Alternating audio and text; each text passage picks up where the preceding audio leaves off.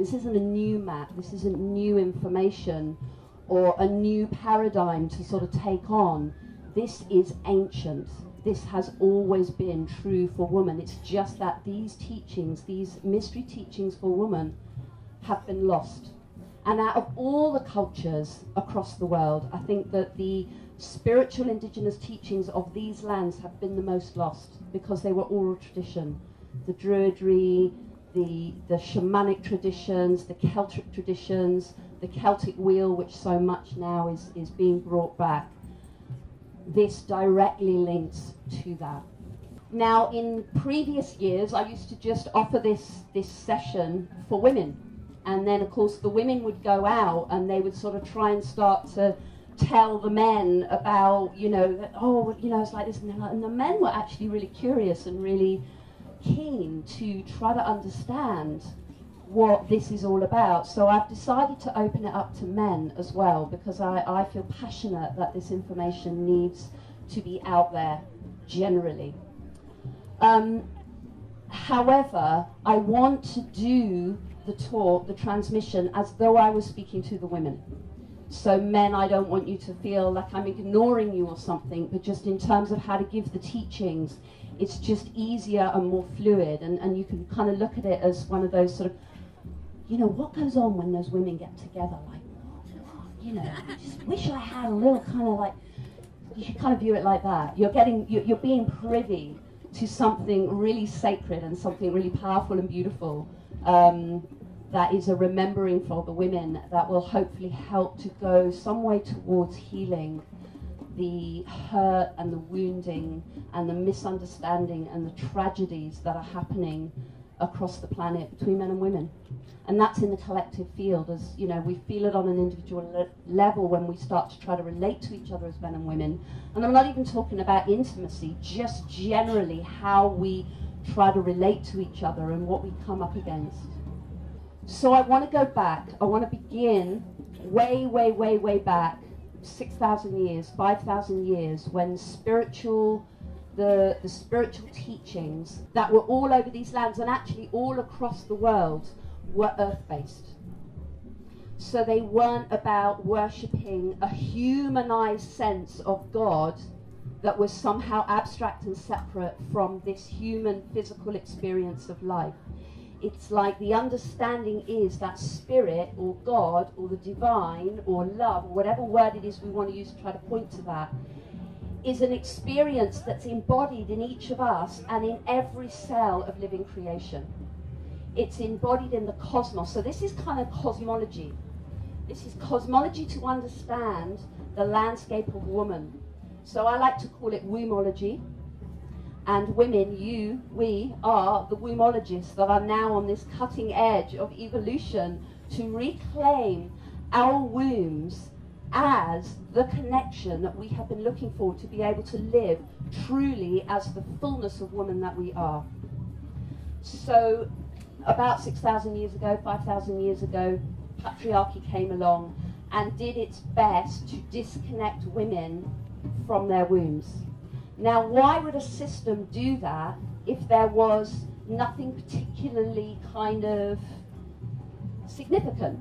You know, it'd just be a waste of time, it'd be boring. What would be the point? There's no need. So there's the clue that our wombs as women are the connection, the blueprint of understanding and connecting to who we are as women. It goes way deeper than the womb as a vessel for recreating life, although that is an absolutely incredible miracle that in itself can happen. It's like the creative aspect of womb.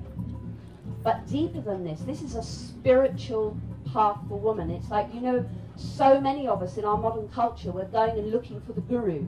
We're going and looking for the guru, someone out there who we can ask the question to and get an answer, because we don't trust our own knowing as women. But actually, it's all here because the feminine is deeply embodied. We are an expression of nature. These cycles and rhythms that are happening out here are happening in here through our womb. So to connect to our womb consciousness, we're actually connecting with the deepest spiritual practice that we can do as women. It is the path to enlightenment, and as I go on through this talk, you're going to understand a little bit more what I mean by that, because it's quite a statement, you know. To be connected to our womb, to be connected to our menstrual cycle, is a path to enlightenment for women. So we're going to go back, and we're going to go to the solar cycle.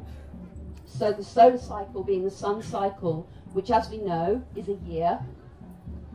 And the Celtic people, the indigenous peoples of our lands, they understood that they were completely dependent on the solar cycle for their life to work. They understood that if the sun didn't come up tomorrow, it is all over. You know, that the sun, they needed the sun to be able to be in the cycle of life, for the crops to grow, for the harvest to come, for the animals to live, for us to be in an abundant connection with life. So they marked the rhythms of the solar cycle as it went through the year, as we know, to be winter, summer, spring, and autumn. And also, they would mark these what called cross quarters. So every 6 weeks, the sun is shifting on its axis, and as it shifts on its axis, it shifts the way life happens on planet Earth. It impacts how life happens. They recognized this, and they marked them. And every 6 weeks, they would honor that with a festival. They would honor that with what that particular festival meant, that particular movement of the sun meant. And as we're all familiar, I'm sure, with the winter solstice, the deepest point, anchor point of winter, when the sun is furthest away, and then summer solstice, when the sun is closest to us, and then the equinoxes, spring and autumn, where it's equal distance between the darkest time and the lightest time. And then these cross quarters, where there's this shift that happens, where there's a shift that then happens in our consciousness. And it's marked by Imbolc, Beltane, Lammas, and Samhain. And this is the true year. Now we work by a Gregorian calendar, but actually this is the true year. So, you know, Samhain is actually the end of the year. That is the time of death, which is marked now by sort of the whole Halloween thing and the pumpkins and everything. But actually, this is the true ending of the year. And then between Samhain and the winter solstice would be a time for going deep into composting, into rest time, into sleep, into the darkness, into that inner landscape. And then as the sun turns on its axis after the winter solstice, the rebirth of life begins to come back. You know, and we only need to look in nature to see that. So in the winter, the trees look bare, like there's nothing really going on. Everything that kind of looks dead. But actually, that's when all the growth is happening underneath. That's when the tree is doing all its work to receive what it needs to receive for the next cycle of the year as it comes. And that's why it's about the inner time. So this winter, in terms of our year, this winter is a time for inner reflection. And summer's a time for sort of going out there and letting life move us. So they understood this rhythm and cycle. And they honored it and they marked it because they knew not only did their life depend on it, but it helped them to connect to the sacredness of life. It is that simple, that life is sacred. And what they also witnessed and recognized and understood is that a woman's cycle in her womb is also mirroring this same experience that is happening in nature. So I just want to clarify something when I say about the womb, because obviously there are some women maybe who don't have a physical womb anymore, but the imprint, it's like your soul still has that imprint, and each woman's womb connects to the sort of the cosmos of the one collective womb. Like planet Earth is just one massive womb. She's just birthing the whole time. And so our wombs energetically are kind of plugged into that one collective consciousness. And that's why as women, we feel so much of the kind of the distortion and the pain that is in the collective fields, because we are so connected in that way. So I'm going to talk about menstruation today. I mean, there's been loads of workshops about sexuality, and I think, oh, that's the edge, you know, sexuality workshop. Ooh, it's getting really edgy. But it's like you start talking about blood and menstruation, it's like, whoa, wait a minute, I didn't sign up for that. So, you know, most women, as we grew up in this generation, I mean, maybe this generation, it's just starting to change, but certainly in my generation and the generations previous, you know, the menstrual cycle wasn't really spoken about, and at best it was referred to as the curse, you know, something that's a real pain in the arse that you've just got to deal with. It's shameful, it's wrong, blood is dirty. Anything from here down, basically, in the woman just doesn't count. We're like uprooted trees.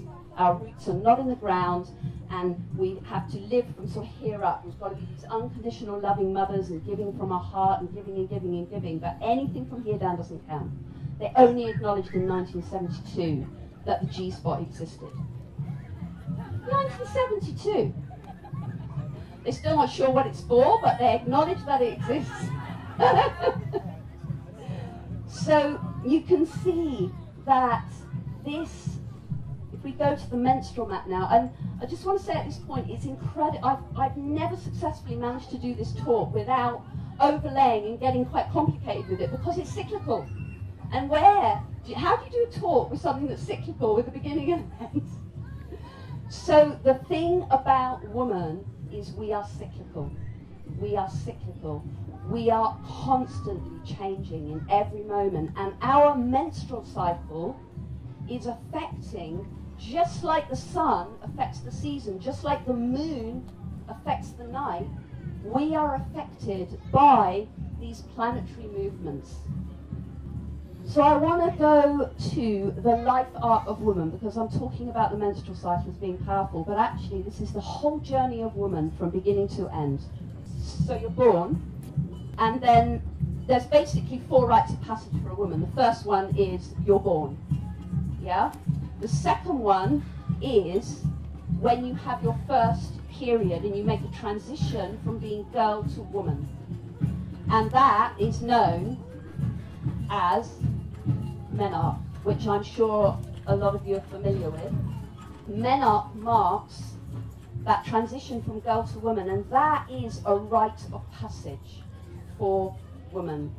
And in our indigenous, if we go back to this time that I was talking about, those young girls would have been taken by the grandmothers, not by the mothers, by the grandmothers, by the elder women in the community who had lived this cycle, who really knew what it was to be a woman in this womb consciousness, and they would take them through an initiation to show them and say to them, this is what it means to have a menstrual cycle, this is what it means to have a womb, this is the journey that you are about to go on as a woman, these are the gifts that it is offering you.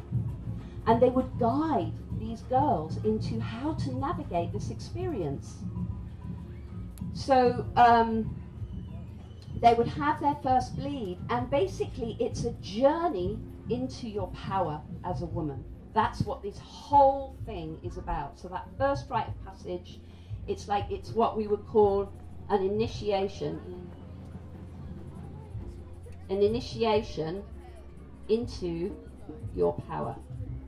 And then these springs, so now we're going to look at this in terms of your life arc. So you've got the spring of your life as a woman, and you are being initiated into your power, and you are like, you're the maiden here.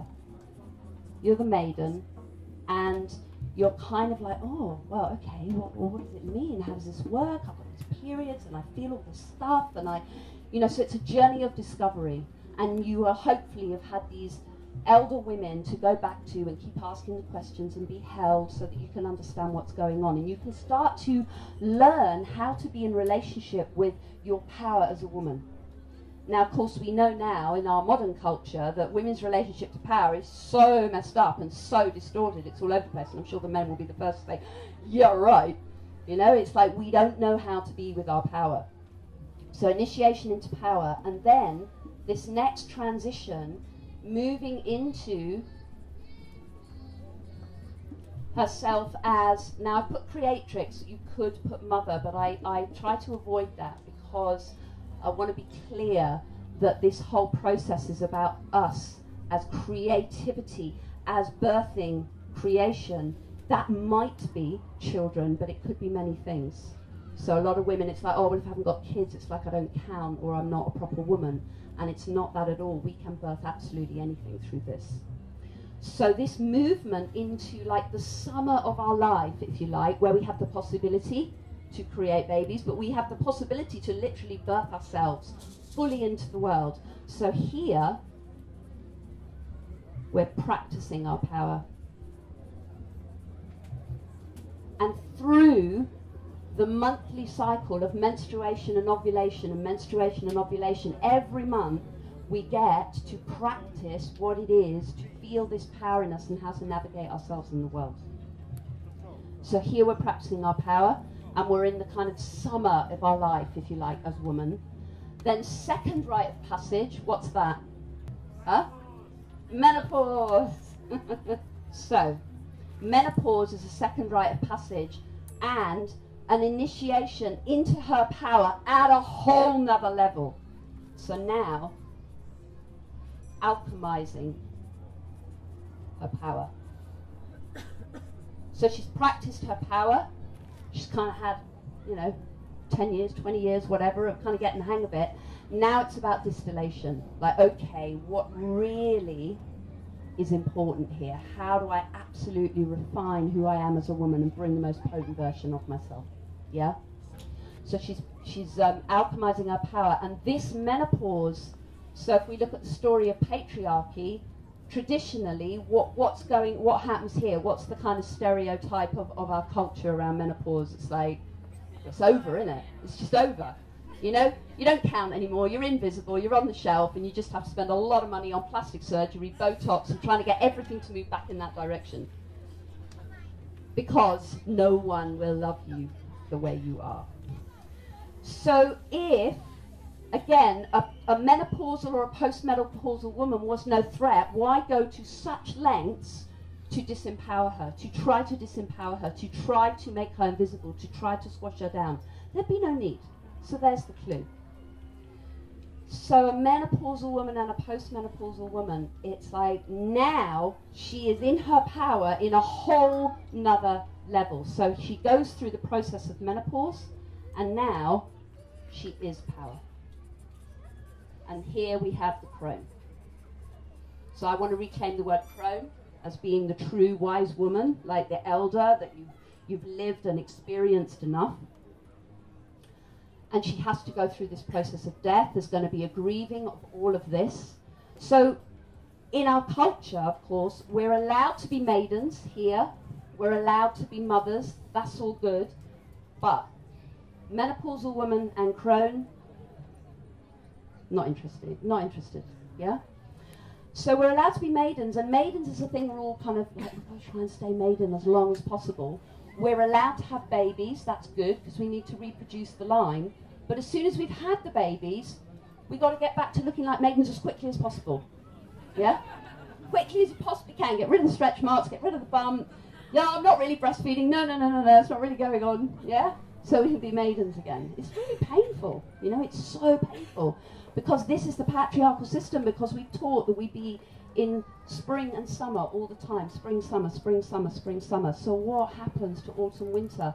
If you take autumn and winter away from nature, what would happen? It just wouldn't work. But we think, oh yeah, we don't need to do autumn and winter. We can just hang out here until we die.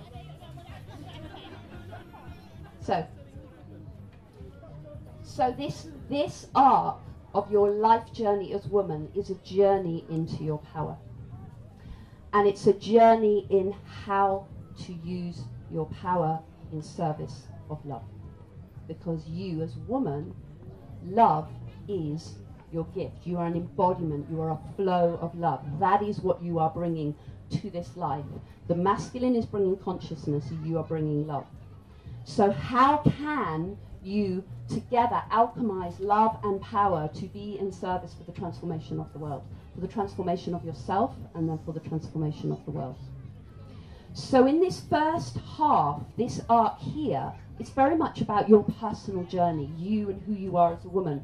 Once you hit the menopause, it's about being in service to the world. It's no longer about me and my and my kind of claiming myself, because you fully claimed your power. Now it's like, how can I be a conduct for the transformation of our world, for love to just be our total and utter experience on planet Earth? That's what we're here for. So I just want to point to this menopause, because a lot of women come to this work either in menopause or just before menopause, and I start talking about the power of the menstrual cycle and the gift of bleeding and all of this, and there's just welling up a huge amount of anger and a huge amount of grief. It's like, why wasn't I told this? I don't have a chance now to live this, to experience this, to connect to this, which isn't true. You do.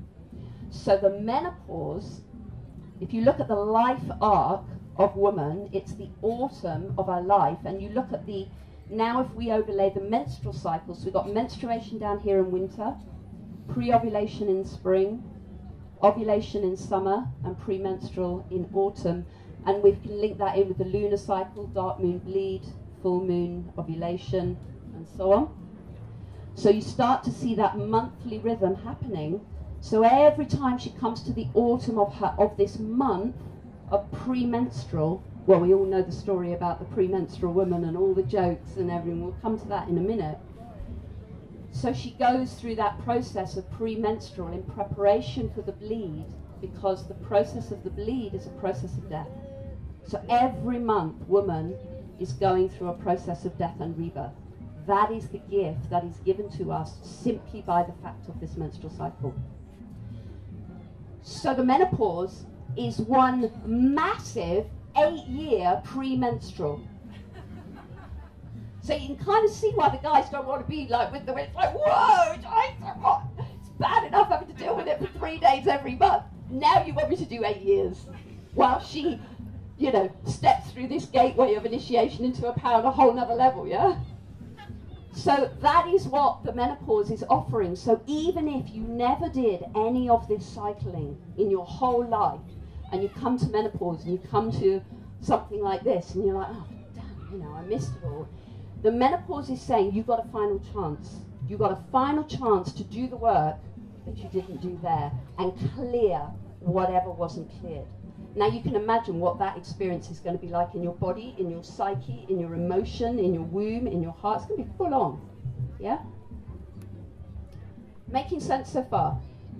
Okay. So I want to come back to the menstrual cycle itself. So as I said, we've got menstruation down here, ovulation up here. So every month you go through this process. Now, it doesn't really matter what the days are divided up, whether it's, you know, a 54-day cycle or a 22-day cycle or a 31-day cycle. That doesn't matter. What will inevitably happen, though, is that you will go through these 4 phases. That is the process. And I want to say at this point, and I really want to stress this, your cycle is the teacher, not what I'm saying here, not this board. It's like the cycle is your teacher. All you have to do is follow your cycle. Follow the rhythms that happen in your body. Start to really, really listen, and it will become the manual that you are looking for to know how to navigate all decisions in your life. How to navigate relationship, how to navigate work, how to be a parent, how to be in relationship with your creativity, to your sexuality, to your health, to your well-being, to stress, to how you sleep, to what you eat, everything. It's all there.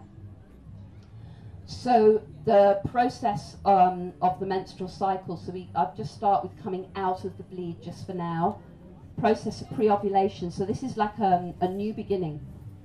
And then we come up through this axis and we maybe feel the shift. And here we are in ovulation, and this is our up and arising into life. So this is like, we could say, up and out experience. It's arising into life. And we only need to look at nature to see that happening. And here is a descent into death. Yeah. Descent into death, and it's in and down. So of course our culture is all about the up and out, isn't it? Yeah, come on, productivity, get out there, be happy, be all up energy, and out, and how much can I shine my thing? Where do we get to rest? Where do we get to recharge our batteries? Where do we get to drink and receive? Yeah?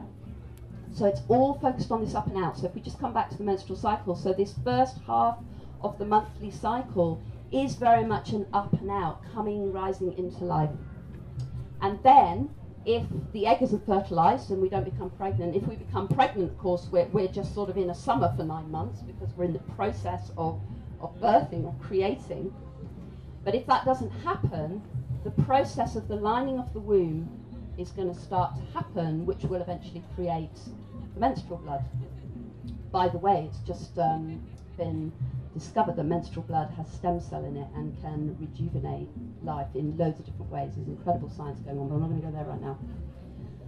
So, the egg isn't fertilized, and now we are in a journey of descent. And we are preparing for a death. Now, if you think about when you are actually, if you can imagine like what it's like to be actually on your deathbed, you know, what are you busy with? Are you busy with whether the plants got watered or whether the bill got paid? No. You are in, right, what really, really matters, because it's holy space. Death is a holy space. So the process of premenstrual, which is a preparation for entering holy space, because the process of bleeding is a holy experience. It's connecting us to the mystery. The veils between worlds, here's the access, the portal where we step through, where the veils between worlds become thin, and we have access to the mystery, to the Akashic records, to divinity, or however you want to, words you want to use to try to point to that.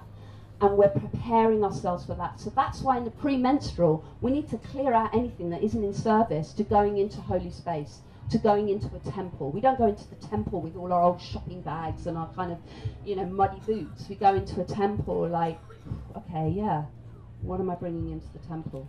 You know, this is like sacred space. So this is sacred space. So premenstrual is preparing us for that. And then we come down into the temple and we go through the process of bleeding, which has 4 chambers. I'll come back to them in a minute.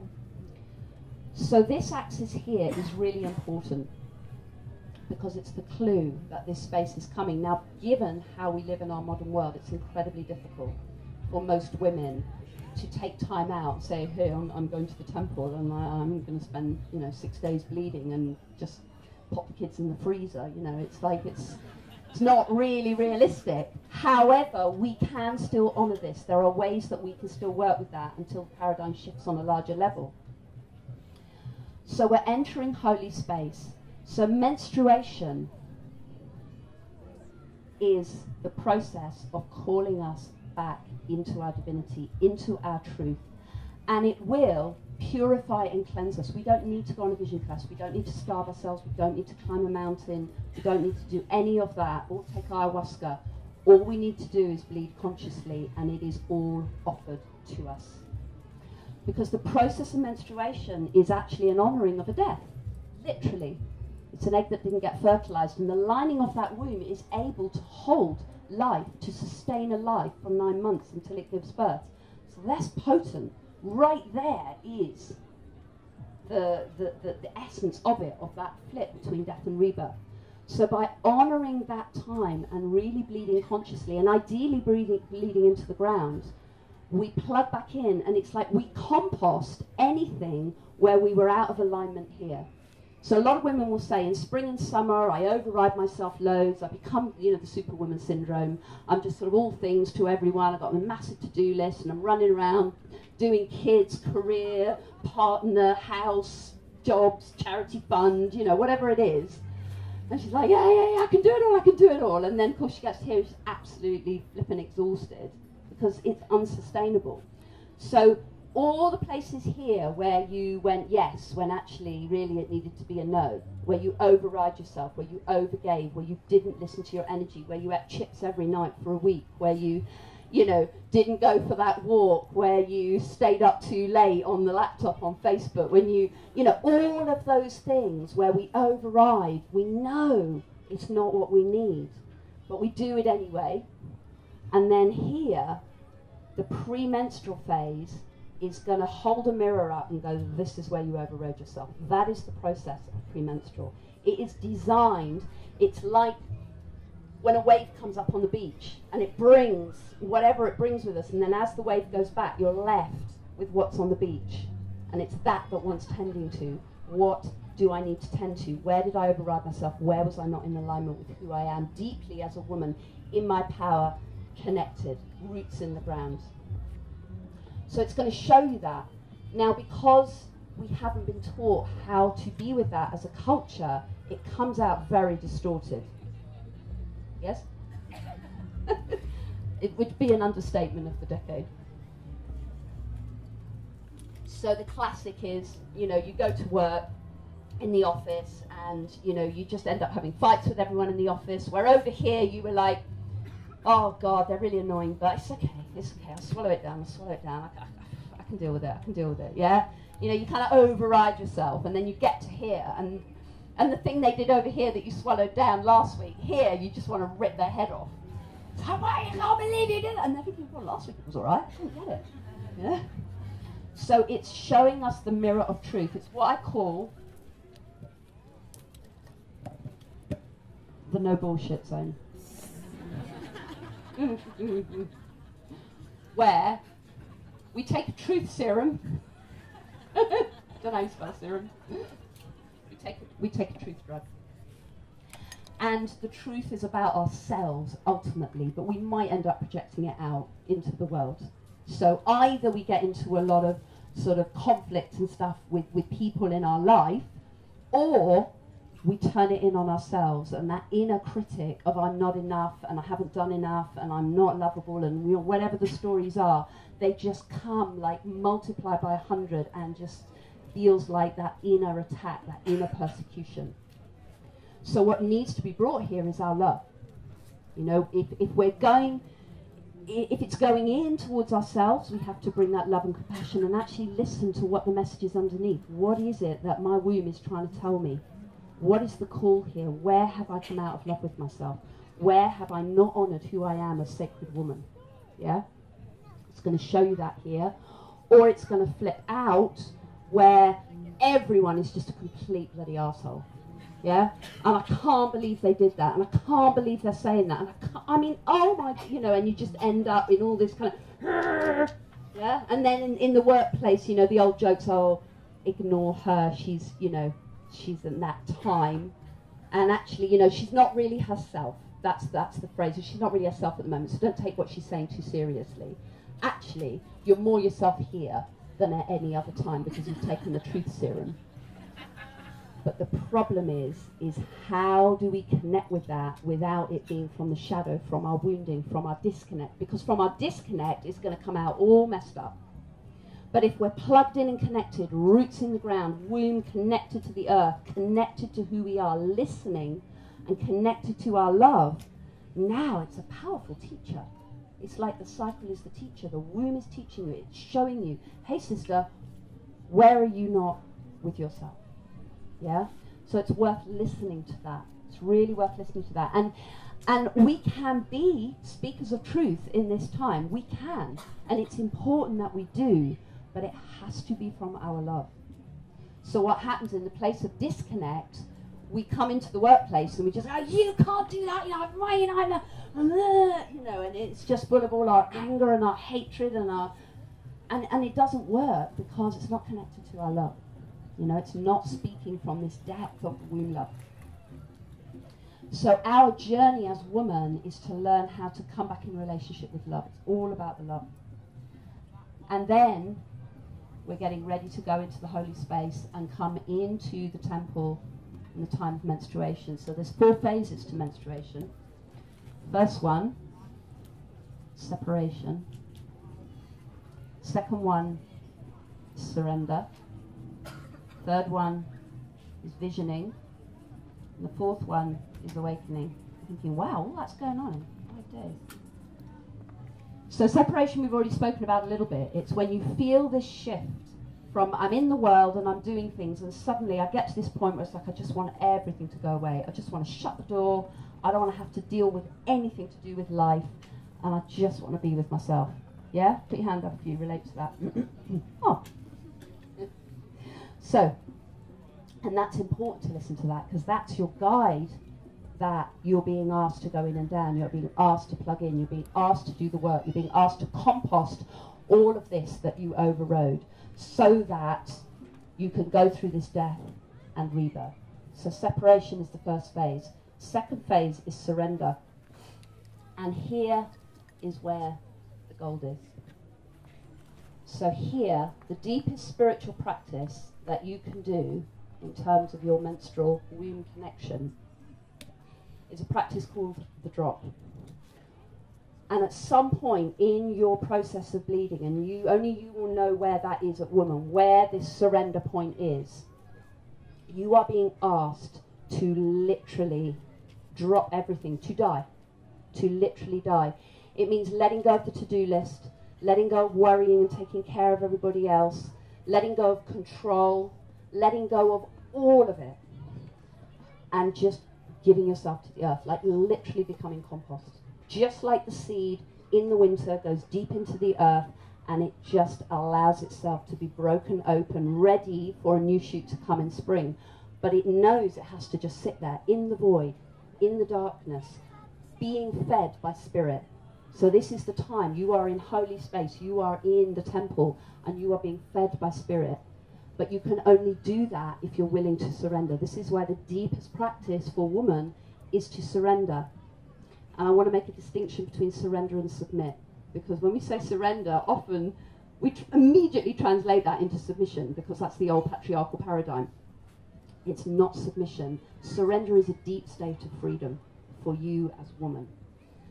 And it's allowing yourself to surrender. And what a lot of us can do or can manage is a version of it, which is sofa, TV, remote control, sobby films, chocolate crisps, or whatever your version of that is.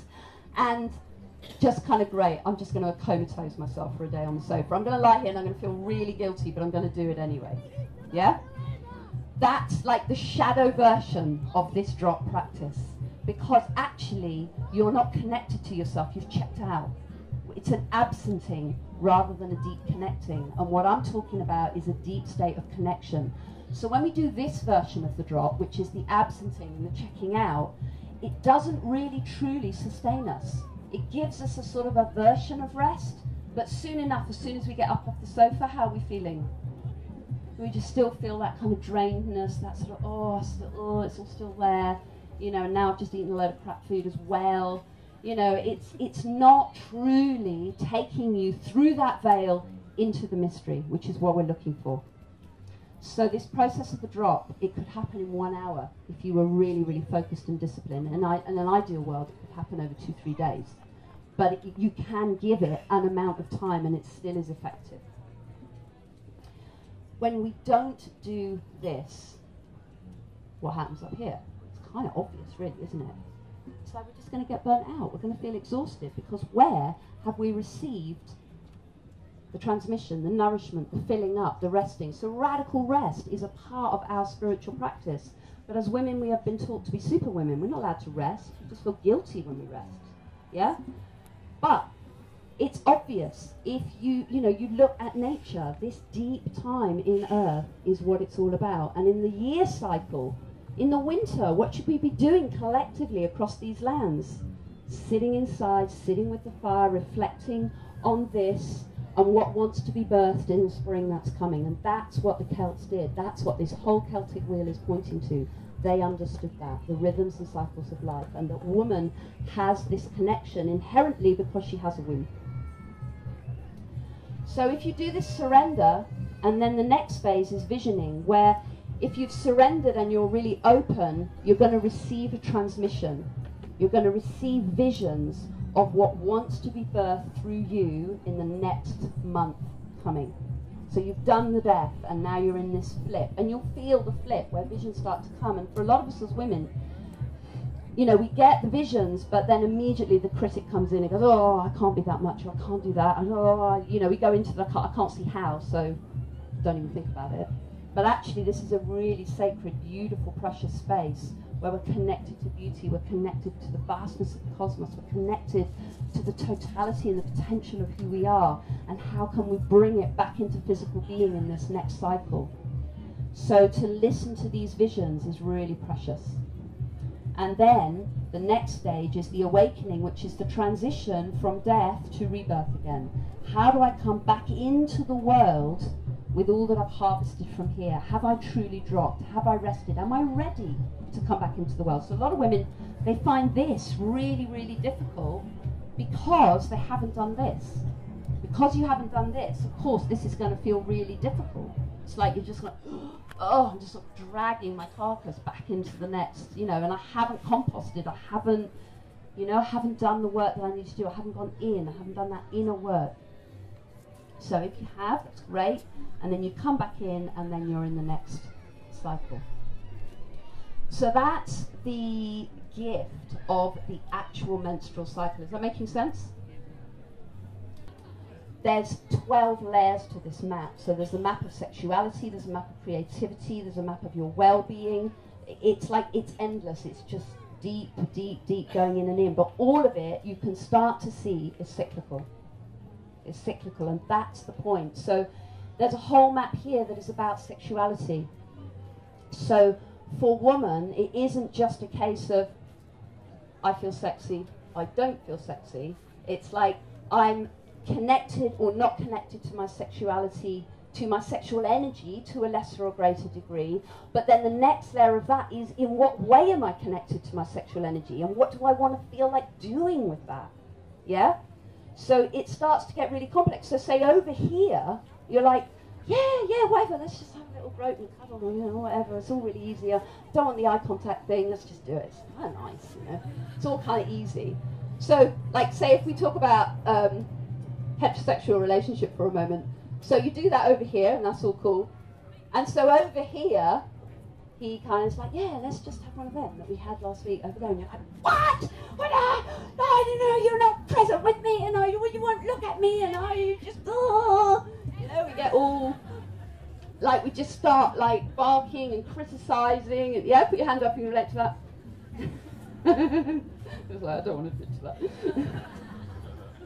Because you start to see how sexuality is qualitatively different. If it's going to be in alignment with the quality of how your menstrual cycle works, why would your sexuality not be affected by that as well? Why would the creativity process not be affected by that as well? Why would your wellness and your sense of yourself not be affected by that as well? So it's deeply affected. So if we come back to the life arc, here as a maiden, as you start to explore your sexuality, you're like, oh, this energy, wow, ooh.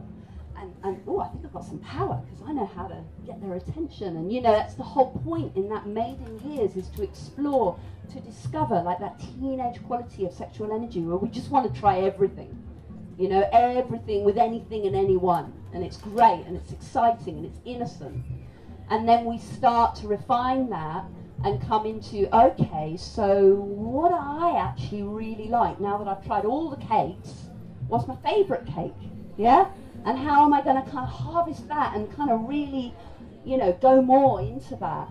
And then we get to a menopause. So there's a grieving process because we're no longer going to make babies, if that's what we wanted. There's a grieving process to be had. But now, if we move this into the sexuality field, the no bullshit zone. So the classic joke is that menopausal women and postmenopausal women don't want sex. That it's all gone. In my experience, what has come to be true in the thousands of women who I've spoken to and worked with in this, it's not that we don't want sex in this phase, it's just that our quality control goes up. Whereas over here we're like, well, it's not the best sex in the world, but it's okay and it's better than nothing. Here it's like, I want the best or nothing. And actually I'd rather have nothing than have the mediocre, and that's what changes. So it calls the men, if we're back to the heterosexual model, it calls the men to have to really wake up and be present. And this is what Tantra is trying to point to. This is the teachings, in essence, that Tantra was originally trying to point to, which is understanding that this zone here, there is a gateway of awakening for men, for the masculine, that can be taken, you can be taken through by the woman if she is connected, obviously it's not going to work if she's not connected, but if she's truly connected, this menopausal woman, she is so bloody plugged in, and she's like, come here, now be with me, but from your love.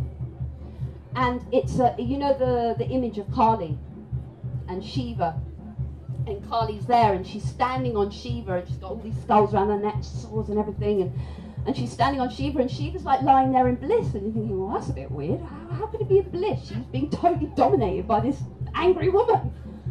But he understands that she has come to cut off his ego, to slay his ego, saying, you can only come into the temple, to the inner chamber of this womb space, of the most sacred space of all.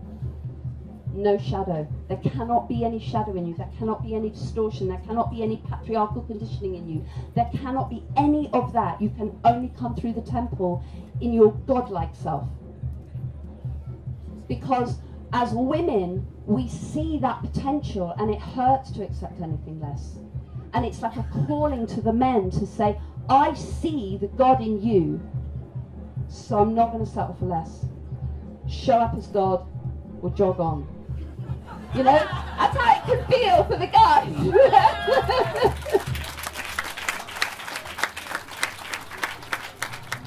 So guys, it's a tough time, huh? And no wonder you're thinking, well, why do I want to be with a menopausal woman? I mean, geez, you know, I could just come over here and be with a nice maiden. She's not really fully in her power yet, so, you know, be way easier. She won't challenge me, she won't poke around, she won't like, Although I have to say, the young maidens that I'm meeting now on planet Earth, I'm like, I'm not sure that's true anymore. So, there's a gateway here. But women, we can only take the men through that gateway if we have done the work. So what can happen here in the distorted version, the shadow version, is from our pain of everything that's happened to us sexually over the last 5,000 years, the man's there, you know, and he's doing his best to be really present, and touch her respectfully, and hopefully it'll all go well, you know. And she's like, and the thing is, women, you cannot call him to the holy temple from your own rage, hatred, anger, pain and hurt about what has happened. That is women's work that you need to do with the women. So that when you come to him, you are calling him from your love. It's like your love is like a potion, and he just can't help but go, I'm stepping through. And I'm quite happy to leave my ego and my whatever behind, because this is the Holy Grail. You know, this is the place of sacred divine union that I'm longing for, yeah? And I think for a lot of men, this place, to be received into the inner sanctum of the holy space, there is nothing like that when a woman truly energetically opens, like truly opens at the deepest level. And we can only do that if we can surrender. And here's the practice on how to surrender on our own, let alone how we surrender to someone else. Can we surrender here? Can we keep our roots in the ground, yeah? So that we know how to guide them through from a really deeply connected place of our love. And just being in that transformational space. And then deeper than that, we go into the temple together. Now, we don't even need to touch each other. We are just in the cosmos. We are just one with divine love. And if you're post-menopause, then you're probably more going to feel the rhythms of the moon. Because the hormones in our body are kind of strong, and they can override the lunar cycle, and also because of the way we live in the world, because of street lights, because of a Gregorian calendar, because of so many things. It's incredibly difficult for us to let our bodies naturally come into the rhythm with the dark moon and the full moon and all of that kind of thing. But as I'm sure many of you know, if you start house sharing with a bunch of women, or live in a community with a bunch of women, you'll start bleeding together. And, you know, if we look back through traditions, like a Native American is one example, and they have their moon lodges, yeah, where the women go off and bleed together because they're all bleeding together. And they go off and they bleed, and they surrender, and they call in the visions. What needs to happen in the tribe? Where's their disharmony? Where are the rains coming? What's happening in the seasons and the cycles? Are the crops going to happen? Are the crops going to fail? It's like we've got that direct knowing. And then they come out of the bleed, come back into the big lodge, meet with the whole village, and the men will say, tell us what you saw. Show us, you know, tell us what you saw, and they will bring what they saw, but they don't go, and now we need to do X, Y, Z. They just say what they saw, and the men go, right, now we need to do X, Y, Z. And it's a beautiful balance of the women and the men working in harmony together, honouring what each can bring. Okay, questions. Let's have some questions. Yes? How do we do the drop? Beautiful, thank you. So how do we do the drop? That's our question. Oh, that's a good question. We've got another hour. So hopefully what I've given you today is an awareness around what I'm pointing to in terms of the drop. If you can, to just find some time where you really can switch everything off and go inside. So like, don't switch the TV on, don't pick up a book, don't go on Facebook. It's like, go into nature, be in the forest. One thing that I want to point to, which is really powerful, is a lot of women now, especially young women, are dealing a lot with anxiety and depression. And part of that is not helped by this not happening. So when you bleed actually straight onto the ground, it is a direct antidote to anxiety and depression, because this first chakra is about primal fear. So if you can connect your first chakra and that blood straight into the earth is just going to give you everything that you need, like that holding in that first chakra that we're so missing because we're uprooted. That's why we're feeling so flippin' anxious, because we haven't got that connection. So if you do suffer from anxiety, try that practice of just go and put a hole in the ground, sit on it, and just let yourself bleed into the ground. And if you can rest, even better. So I don't want to be too prescriptive about how to do that, because every woman is going to be different. I mean, I go into the forest, I've got a, well, I don't anymore because I'm here, but you know, I used to go into the forest, make a little nest, get a sleeping bag and a fire, and just rest, and just lie down and rest, you know. But it's going to be, and it's not that you have to kind of, I've got to do nothing, but you know, you might, sometimes I'd be like, oh, I just want to potter, I just want to kind of potter around, fiddle around with some sewing, or fiddle around with making some snacks, but it's that thing of there's nothing that I have to do, and I'm just deeply in my flow, yeah, in that kind of surrender. It's that, yeah. So more questions, yes. A lot of what you say, Jules, is really ringing true, and there's a lot of wisdom in there, but the painting of the picture of a woman who's premenstrual Yes. as a hopping mad woman, it offends me on the greatest level. Thank you. Okay, so yeah. So she's saying, you know, all makes lots of sense, but this thing that I've said, that premenstrual woman is some mad, hopping, crazy woman, it's like I'm pointing to one thing in that, but of course, every woman is going to experience it differently. And actually, the thing is that as you go through each of these quadrants, you're going to experience all of these, both in their shadow and the light, and each woman is going to experience it differently. So you're going to have whatever you have there. All I can really do is point to sort of, you know, general themes that are in the collective field. But again, the menstrual cycle, your womb is the teacher. You following your cycle is the teacher. That is the bottom line. That is how you are going to discover what is true for you there, and how you express yourself.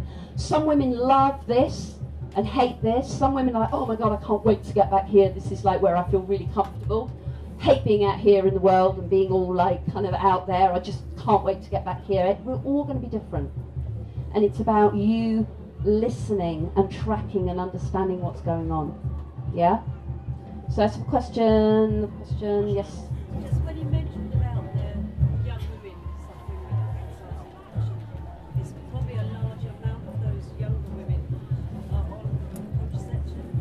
Yeah, that's giving them a menstrual cycle. I know, there's a bigger question. She's bringing the question around contraception and, you know, the injections and the patches and all of that. So yeah, if you're not having a cycle, obviously that's going to have a major impact, and it's a choice, it's a personal choice, and it might be, I don't want to make a judgment about that, because it might be that not getting pregnant is more important than exploring this, and that's valid. You know, there's no right or wrong. Okay, let's have one more question, because I've really got to stop. It'd be nice to just hear from one man, because we've had questions from women. Yes? Okay, any advice for men when they get to that place where we go running back to the maidens, where we should be able to go through the gateway? No, there. Yeah, okay, so what to do, because you want to run back here? Yeah. Well, you ask yourself the question, do I want to be God? and am I willing to do whatever it takes? And you find yourself a woman who knows how to take you through that gateway. And even if she doesn't, a woman who says, I want to learn, and I'm going to do it with you. Yeah? That's the piece as well.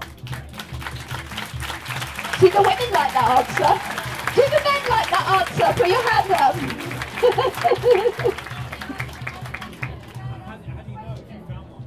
How do you know if you found one? Well, that's the exploration, isn't it? Yeah, that is the exploration. Women, put your hand up if you feel like you are one. There you go. Put the queue outside if you want to initiate him, because he's really up for it.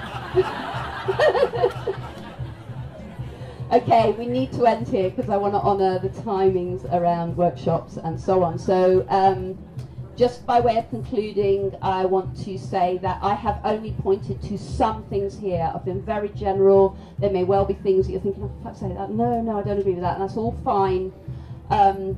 But I hope that it's been helpful, and if I've triggered any of you massively, brilliant. I hope that you go away and ask more questions and come and do more work with me. There's a whole program of workshop for women.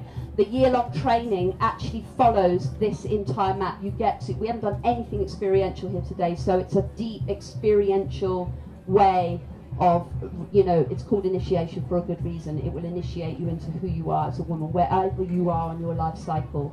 There's a weekend called Wombdala coming up in the autumn, which is like a taster for that. It's a whole weekend where we go to the first layer of this map, deeply and experientially. So do come along. There's a mailing list here. There's flyers that will point you to the website. And yeah, come and ask me questions. I'm here now.